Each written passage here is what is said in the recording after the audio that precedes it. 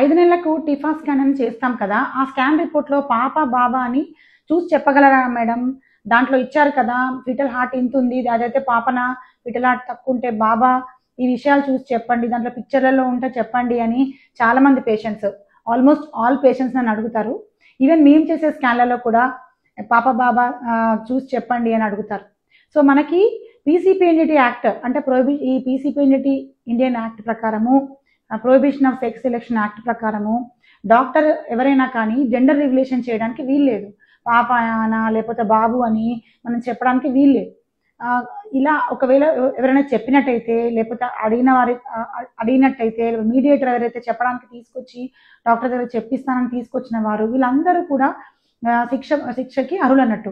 So వాళ్ళకి 10,000 నుంచి 50,000 వరకు జరిమానా ఉండొచ్చు, 3 years వరకు జైలు శిక్ష కూడా పడవచ్చు, కొన్నిసార్లు డాక్టర్కి కూడా సస్పెన్షన్ కూడా రావచ్చు.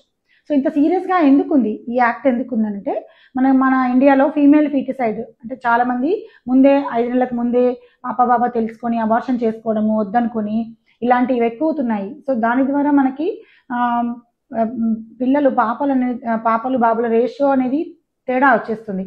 అలా ఉండొద్దని మన గవర్నమెంట్ ఈ రూల్ చేసింది. సో దీనికి మనం అందరూ బౌండ్ అయి ఉండాలి. మనం అందరము రెస్పాన్సిబుల్ సిటిజన్స్ కాబట్టి ఈవెన్ డాక్టర్ని కూడా ప్రెషర్ చేయడము వద్దు.